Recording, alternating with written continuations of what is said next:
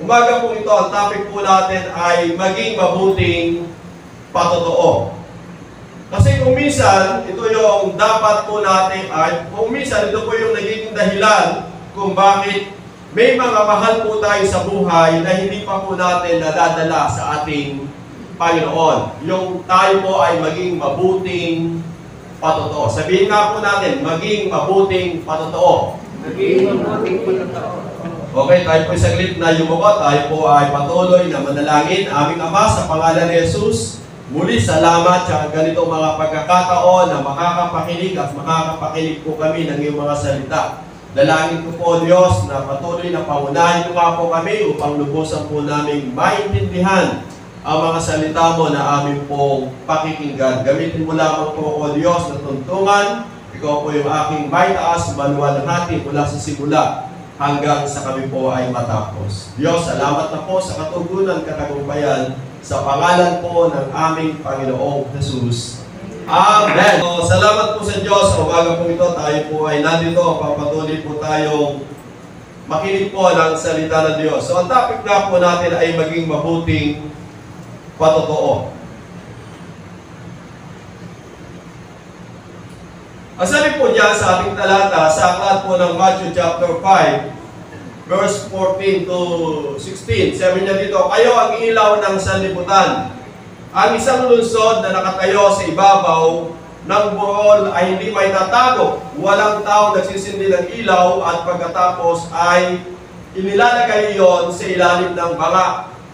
Sa halip, inilalagay iyon sa talagang patungan upang matanglawan ang lahat ng nasa bahay. Gayon din naman, dapat ninyong paliwanagin ang inyong ilaw sa harap ng mga tao upang makita nila ang inyong mabubuting gawa at papurihan ang inyong Ama na nasa langit. So sabi dito, tayo po mga mananampalataya ng Diyos, ang tawag po sa atin ay mga ilaw. Sabihin nga po natin, ilaw. Ilaw. So, napakahalaga daw po yung ilaw natin ay nagliliwanag. Amen. So, sabi ko nga, noong una kang makakilala sa Diyos, sabihin na natin yung ilaw mo ay, ang voltahe pa lang ay 20 watts. Hanggang sa dumating yung panahon, dapat maging 5 watts po yan. Ano pa yung sumunod? 10 watts o 15 watts, 100 watts. Di ba napakaganda nun? Pagka 100 watts, nagliliwanag talaga yung kung ating mga tahanan ay totoong magiging maliwanag. Kaya lang, may dumadating po talaga yung pagkakataon na yung ilaw na pupundi. Amen. Nakakita na ba kayo ng bumbilya na napundi?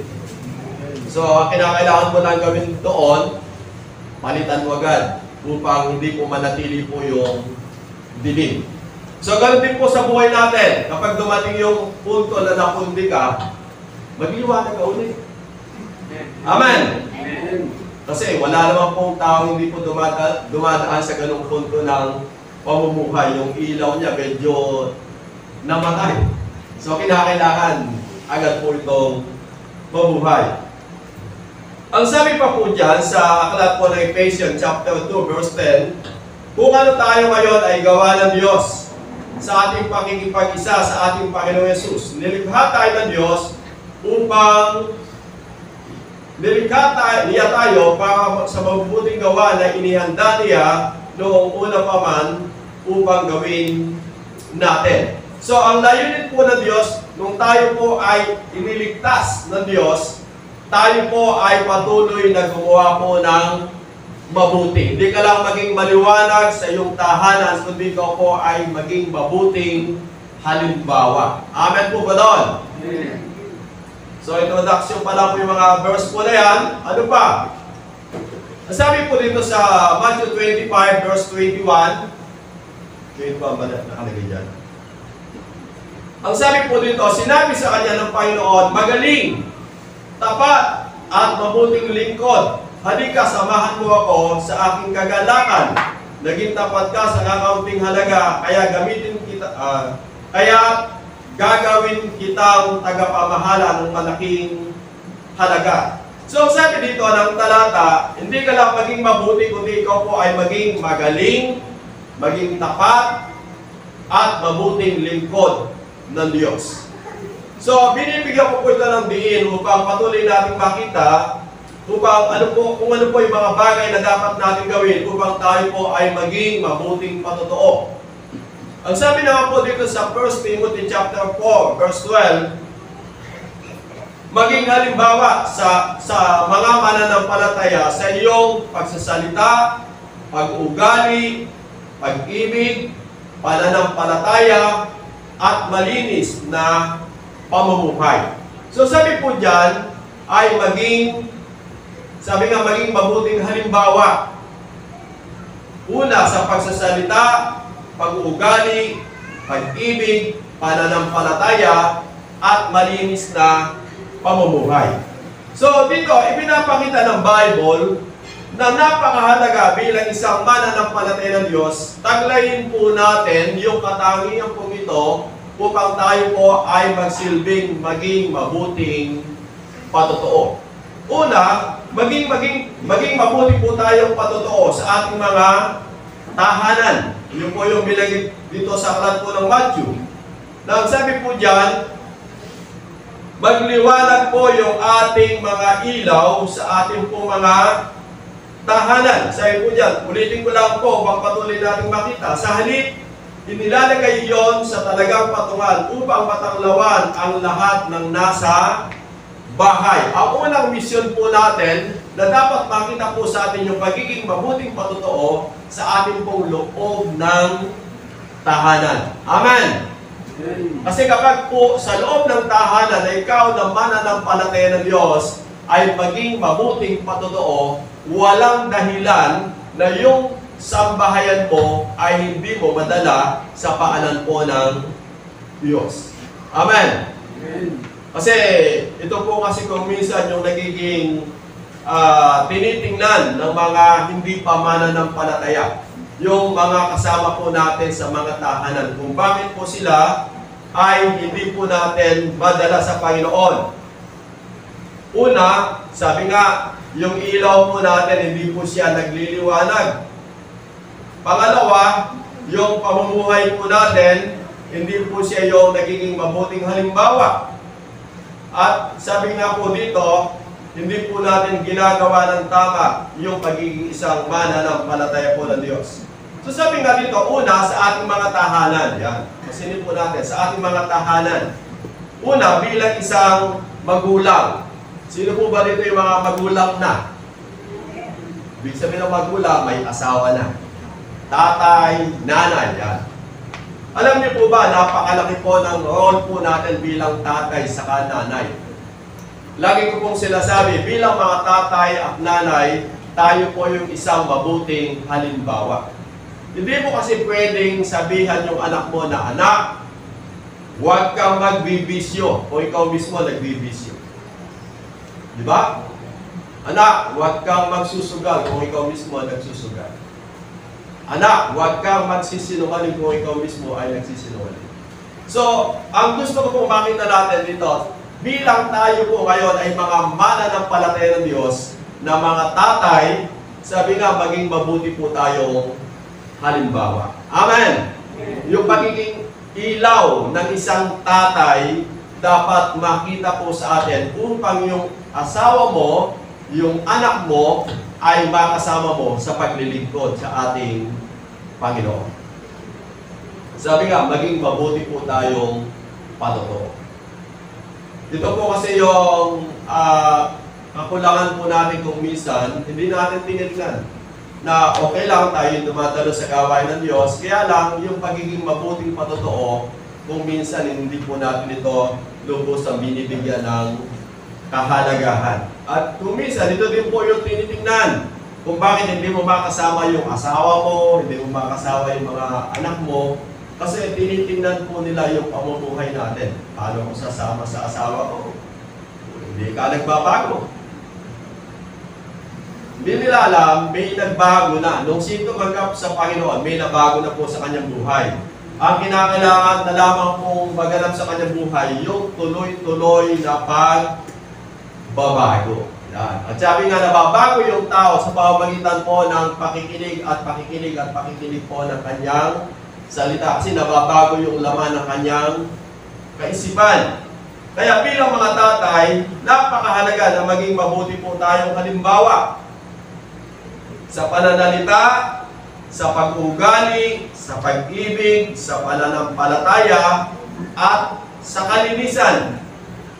At samahan po natin yung maging magaling, maging matapat, at maging mabuting tatay. Amen! Amen po ba sa mga tatay?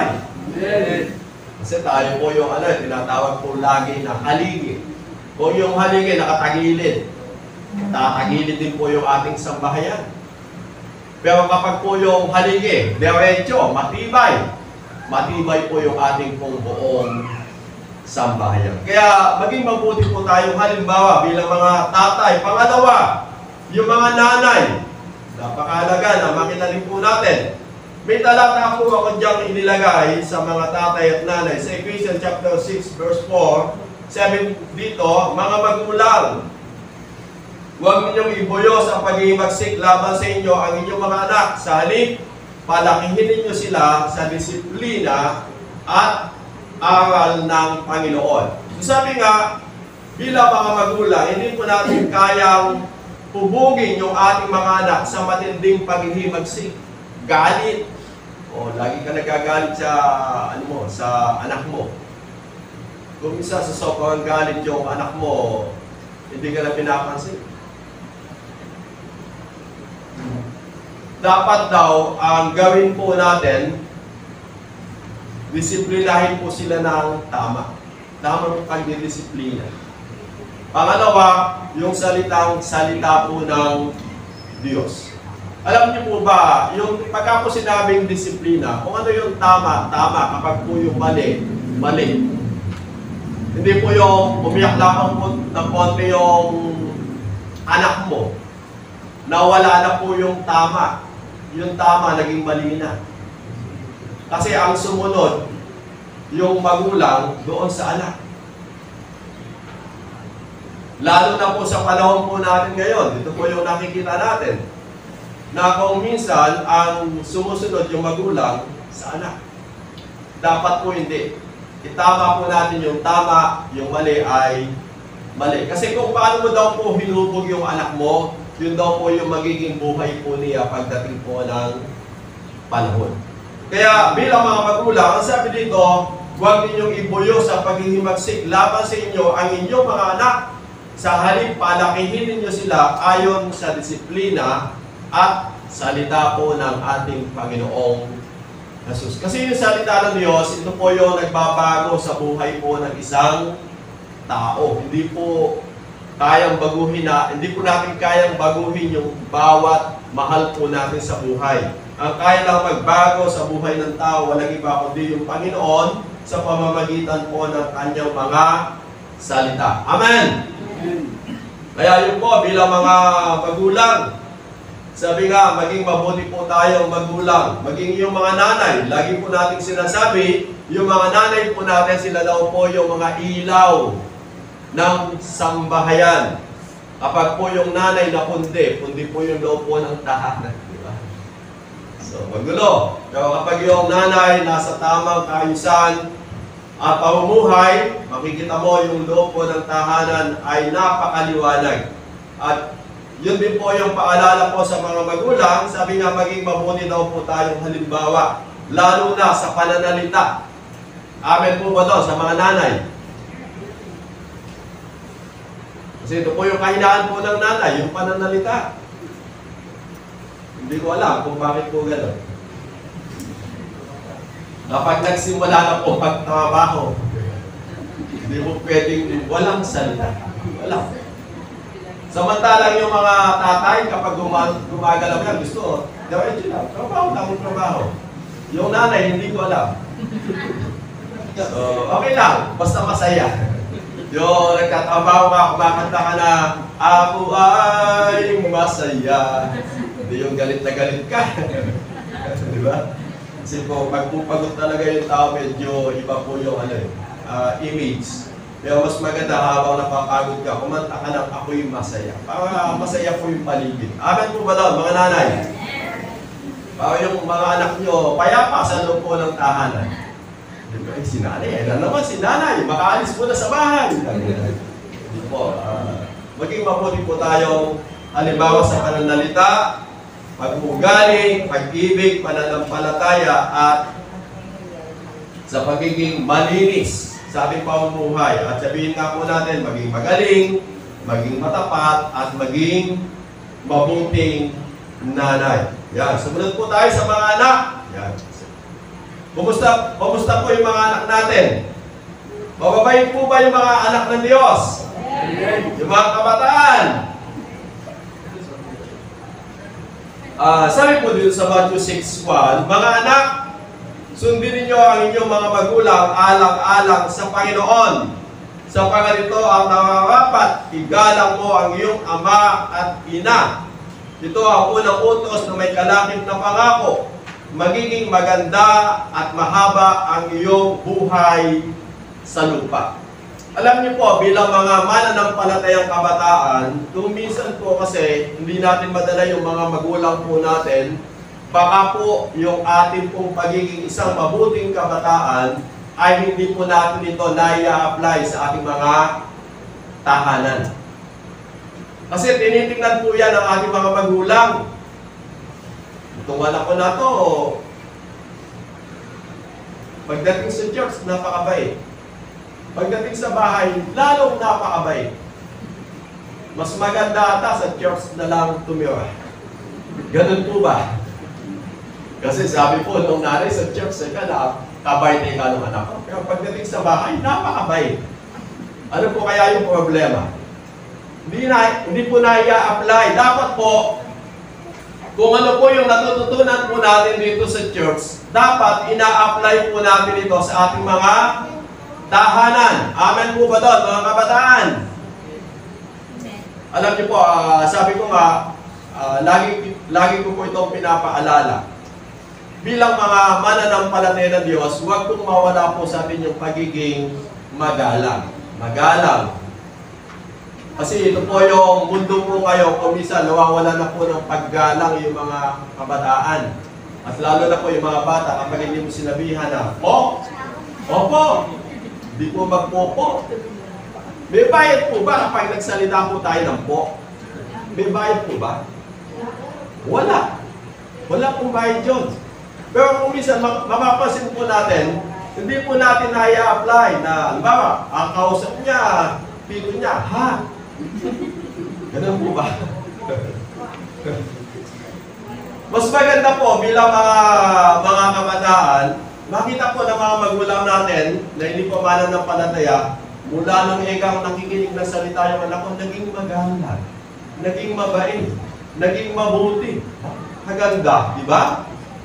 Walang dahilan yung nanay mo, yung tatay mo na hindi mo may dadala sa gawain mo ng Diyos. Kasi naging mabuti po tayong patotoo. Amen!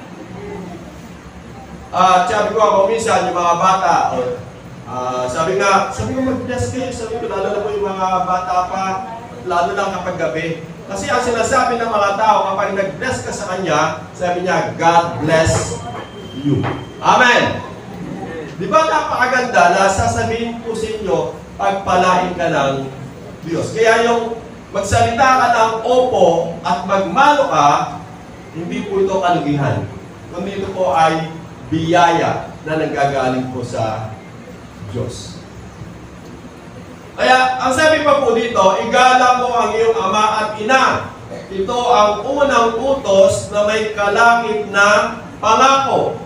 Magiging maganda at mahaba ang iyong buhay sa lupa. Sa ibang salin, ikaw ay giginhawa at magiging mahaba ang iyong buhay dito sa ibabaw ng lupa. Wala pa akong nakita na isang mabait na anak na hindi po pinagpala po ng Diyos.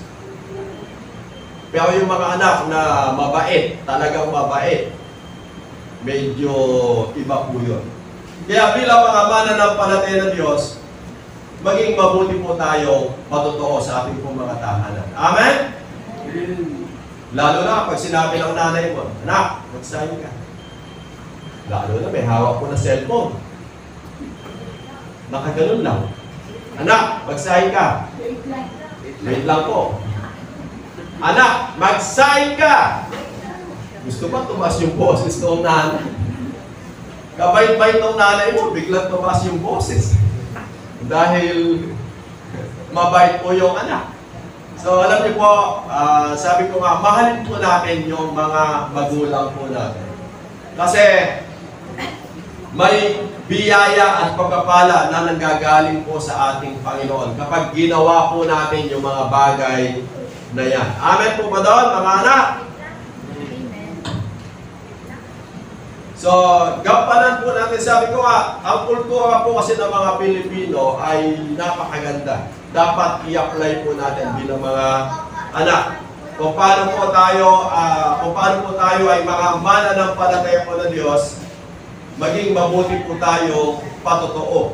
Upang yung bawat sambahayan po natin ay maakay po natin sa paanan po ng Diyos. Kasi kung ikaw mismo na mananampalataya na sinasabi mo at hindi mo ginagawa yung tama at mabuti, paano mo ma-encourage yung pamilya mo na sila ay manampalataya po sa ating Panginoon? Alam niyo po ba yung pagsasalita ay 10% lamang po yung epekto nun, yung ginagawa mo ay 90%. Kaya kung paano mo ginagawa yung isang bagay, doon ka tinitingnan. Kung ikaw ay isang mapait na anak, mabuting anak, matapat na anak, o sabi nga, nandun po yung mapagmahal po na anak. Napakahalaga po yun bilang isang anak. At sabi nga po natin, may kalaki po yun na biyaya. Ang biyaya, ikaw ay pagpapalay ng Diyos at hahaba ang iyong buhay dito sa ibabaw ng lupa. Pang sumunod, biyanan. Dito maganda, biyanan. Sino po dito yung may mga biyanan? Manugang po kasi na ilagay dito. Inumpisa ko, ano ko na po muna yung biyanan. Yan. So, alam niyo po ba, napakaganda na magkakamu tayo na, ay hindi, kapatid pala. Kapatid pala, yan. Genesis 4. Genesis 4 lang po yan, 4. Hindi po 48. Okay. Sa Genesis, sino po dito yung may mga kapatid? Amen. Nakakita na ba kayo ng magkapatid na kumisa nagbubugbugan? No, malaka ba? So sabi dito, dapat bilang magkapatid, tayo daw po yung magmahalan. Amen. Lalo na po tayo mga mananampalataya ng Diyos. Napakahalaga sa mga magkakapatid, nandun po yung nagmamahalan. Amen. Kasi sa Bible, may kwento po dito sa Genesis chapter 4, verse 6. Kung nasimula na. Sabi dito, kaya sinabi ni Yahweh, anong ikinagagalit mo, Cain? So, ano po pala? Tama po yung 8. Okay. Sabi po dito, isang araw, niyaya ni Cain ang kanyang kapatid, Abel, pumunta tayo sa bukid. Sumama naman ito. Ngunit pagdating nila sa bukid, ay pinatay ni Cain si Abel. Tinanong ni Yahweh si Cain, nasaan ang kapatid mong si Abel? Sumagot siya, hindi ko alam. Bakit ako ba'y tagapag-alaga ng aking kapatid? At sinabi ni Yahweh, Cain, ano itong ginawa mo? Sumisigaw sa akin mula sa lupa ang dugo ng iyong kapatid at humihingi ng katarungan. Sinusumpa kita ngayon at hindi mo na maaaring bukalin ang lupa dahil dumanak doon ang dugo ng kapatid mo na iyong pinaslang. Bukalin mo man ang lupa upang tamnan, hindi ka mag-aani, wala kang matitirhan at magiging lagalag ka sa daigdig. Alam niyo po ba, ang laki po ng naging epekto po sa buhay po ni Cain nung pinatay po niya yung kanyang kapatid. Sabi nga, magtanim ka man, walang tutubo, at ang magiging buhay mo dito sa lupa ay magiging isang lagalag. Alam niyo po ba yung salitang lagalag? Walang matitirahan. Kaya, yung paggawa ng masama sa isang kapatid, hindi po siya kapakinabangan sa buhay po ng isang tao. Bagamat sa panahon po natin ngayon, yung mga tao, pasilin po natin yung mga tao sa ating kapanahunan ngayon, kung minsan yung mga magkakapatid, nag-aaway na. Inabutan ko po noon, yung mga magulang po namin, hindi man po sila magkakamag-anak, magkakapit-bahay lamang po sila, nandun po yung pagmamahalan po ng mga tao. Tapos dumating po yung panahon na lumaki po ako, nandun po yung nakita ko yung mga amain ko, mga ali ko. Sabi ko nga sa kanila, walang problema kung wala kang bigas. Pag po sinabi ng isa, ay kapatid, wala kaming bigas. Support agad po yung kapatid. Nandun po yung pagtutulungan, nandun po yung pagmamahalan. So bilang tayo, mga mananampalataya ng Diyos, sabi nga, manatili po sa atin yung salitang pagmamahalan. Amen!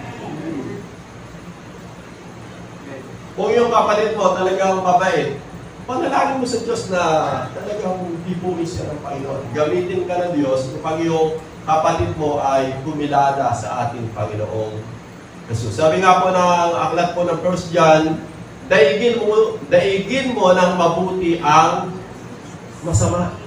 Kung ikaw mismo, mananampalataya, alam mong mabuti, hindi mo pa inunawa yung masama, eh sino pa po yung uunawa po sa Kanya? Amen!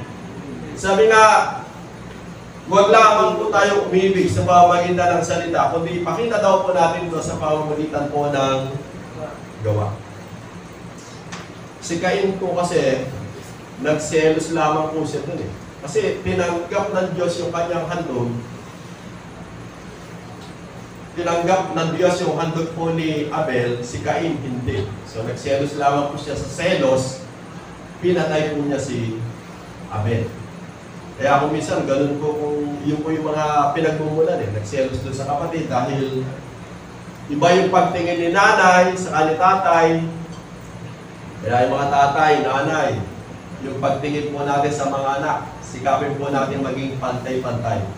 Bagamat may ano talaga, may tinititigan. Ganun po ba?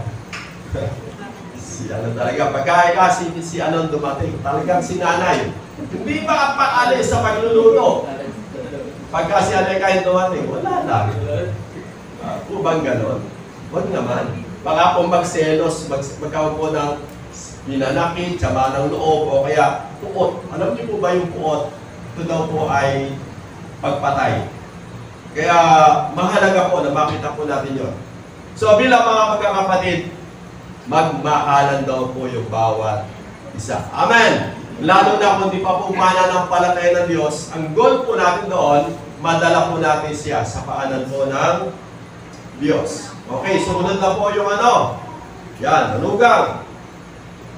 Ito po yung biyanan. Biyanan.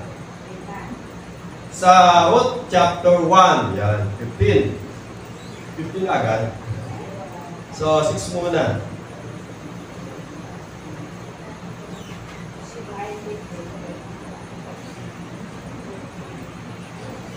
Okay, basahin ko po. Nabalita ni Noemi na ang kanyang bayan ay pinagkalooban ng Diyos ng masaganang ani, kaya kumanda sila ng kanyang mga manugang at umalis sa Moab. Naglakbay nga silang pabalik sa Huda, ngunit sa daay sinabi ni Noemi sa kanyang dalawang manugang. Kasi si Noemi yung biyanan. May dalawa po siyang manugang.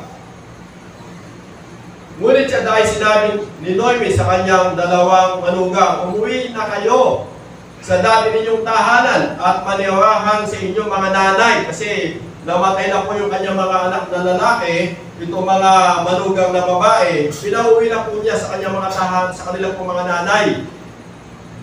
Nasabi dito, kung paano naging mabuti kayo sa mga yumao at sa akin, naway maging mabuti rin sa inyo si Yahweh. So nandun po yung kanyang bendisyon sa kanyang pong mga manugang. Sinabi ni Noemi,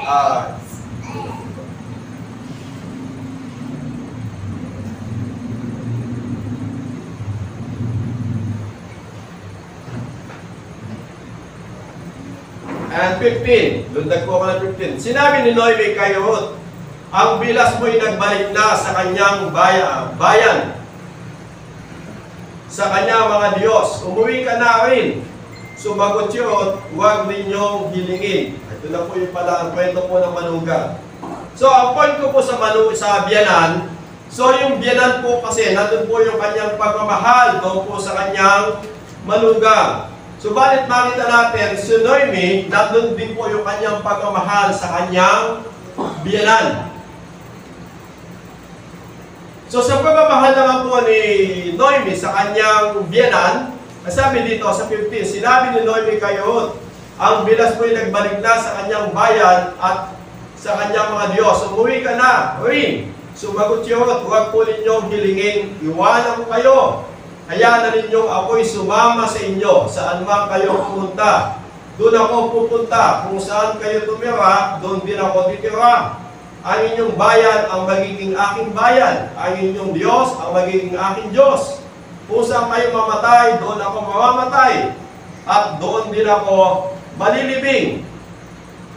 Parusahan sana ako ni Yahweh ng pinakamabigat na parusa kung papayagan kong magkalayo tayo, maliban na lamang kung paghiwalayin tayo ng kamatayan. Alam niyo po ba, napakahalaga na may pagmamahalan yung manugang at biyanan. Amen. Kasi may blessing po yun. Na kapag yung manugang ay yung biyanan, minamahal po niya yung manugang, at yung manugang ay minamahal po niya yung kanyang biyanan. Amen. Wala atang gusto. O gusto na nyo na maghiwalay. Normal po kasi sa takbo po ng mundo, lalo na medyo nagkaroon po ng konti lang konti lang po minsan problema, hindi na po nagkakasundo yung manugang at yan na. Pero alam niyo po ba, napakaganda na magkasundo po yung manugang saka po yung biyanan. Masarap na buhay po yun. Sa amin na lang, kahit nandiyan po si Mrs. Nandiyan po si Levi, yan. Kasi dahil ako po yung unang naging manugang, ako po yung pinakamahal. Amen. Ayaw po maawat po ng aking biyanan ako yung pinakamahal. Di ba? So, ang condition, pwede ko iuwi yung asawa ko nung nagkaanak na po kami. Kaya lang, sa kanya po si Levi. Kaya po, maliit pa lang po si Levi, ang nagpalaki po sa kanya, yung aming biyanan. At ang pagmamahal naman po sa amin, napakaganda pala na mahal mo yung biyanan mo, mahal ka ng biyanan mo. Yung pag-aaral po ng aming mga anak, sila po yung isa sa mga tumulong.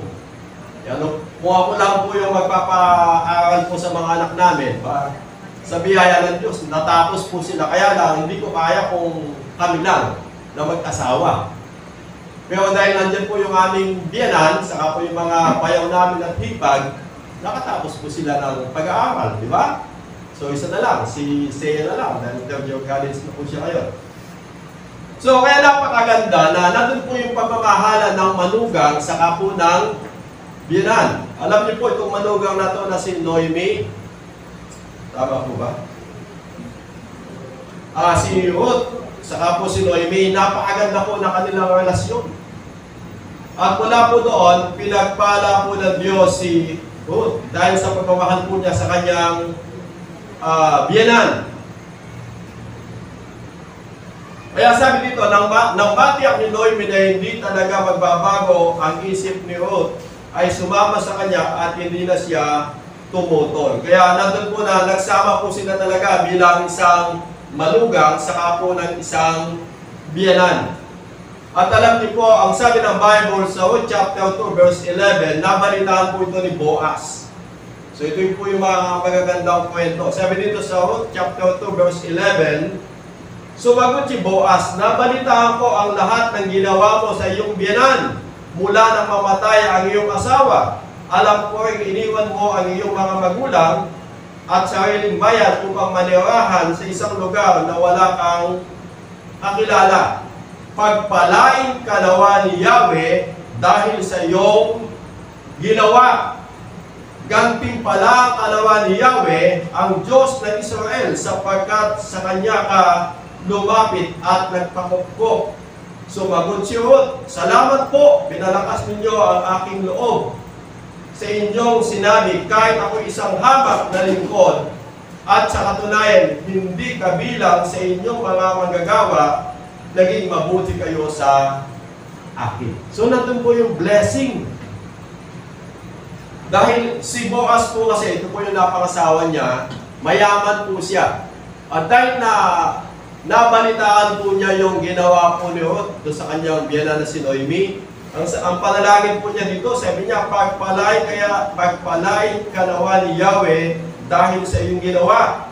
Gantimpalang kanawa ni Yahweh ang Diyos ng Israel sapagkat sa kanya ka lumapit at nagpakupkop. Kaya kapag tayo po ay naging mabuting manugang, pagpapalain po kayo ng Diyos. Amen! Pagkapanahunan ngayon, nag-aaway po yung biyana sa kamanugang.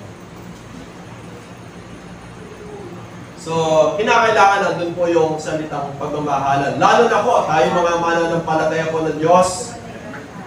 Kung gusto mong mawin yung manugang mo, maging mabuti kang biyanan. Kung gusto mong mawin naman yung biyanan mo, maging mabuti kang manugang. Amen! Okay, yun po. So, letter B. Sa ating kapaligiran. Sabi nga doon sa binasa nating talata kanina, sa Matthew chapter 5. Ang sabi po dyan, gayon din naman, dapat ninyong paliwanagin ang inyong ilaw sa harap ng mga tao upang makita nila ang inyong mabubuting gawa at papurihan ang inyong Ama na nasa langit. So pangalawa, dapat makita daw po yung ating mabubuting patotoo sa lahat po ng mga tao. Sabi nga sa atin daw pong paligid bilang mga mananampalataya po ng Diyos. Saan po ba yung mga paligid na sinasabi ng Bible? Una, sa ating po mga kapitbahay. Makitaan po tayo na tayo po ay isang mabuting patotoo upang yung kapitbahay mo ay madala mo sa gawain po ng Diyos. Saan pa? Sa eskwelahan, kung ikaw po ay isang estudyante, dapat maging mabuti kang patotoo. Amen! Mga estudyante, dapat nakita po sa atin yung pagiging mananampalataya po kasi hindi lang sa church, hindi lang sa tahanan, kundi kung saan ka nandoon na inilagay ng Diyos, magsilbi po tayo ilaw. Ano pa? Sa mga opisina, kung tayo po ay namamasukan, kung tayo po ay empleyado, kung tayo po ay boss, sabi nga, maging mabuti po tayong patotoo po sa kanila. Kung saan po tayo dinadala po ng Diyos, maging mabuti po tayong patotoo. Hindi po yung mapait ka kapag nandoon ka sa loob ng church, kapag nasa opisina ka na, hindi mo na minamahal yung mga ka-office mate mo, paano po sila madadala sa Panginoon? Di ba? So, lagi natin titingnan at tatandaan, ang goal po natin, madala po natin yung mga tao sa paanan po ng Diyos. Saan man po tayo dalhin po ng ating Panginoon at pamuli sa ating po mga kapwa-tao. Sabi nga yung kapwa-tao po, pananagutan po natin sila na sila po ay madala po natin sa Panginoon. Kaya mula po doon, maging mabuti po tayong halimbawa. Maging mabuti po tayong patotoo. Amen po ba doon? At ginagawa po natin ang lahat ng bagay sa ikaluluwalhati po ng Diyos. Hindi po sa atin, kundi upang maluwalhati ang Diyos sa buhay po ng bawat isa po sa atin. Kung bakit ginagawa mo yung pagiging mabuting mananampalataya bilang isang magulang, bilang isang anak, bilang isang kapatid, bilang isang biyanan, bilang isang manugang, bilang isang mabuting kapitbahay, bilang isang estudyante, bilang isang nag-opisina, ginagawa po natin ang lahat ng bagay dahil sa ikaluluwalhati po ng Diyos. Amen! Na masabi po ng mga tao, iba talaga to. Talagang ginagawa niya, sinusunod niya yung kalooban po ng Diyos. Kaya sa buhay po natin, sikapin po natin na maging mabuti po tayong halimbawa. At sabi nga, maging magaling po tayo, maging matapat po tayo, at maging mabuti po tayong mananampalataya po ng Diyos. Amen!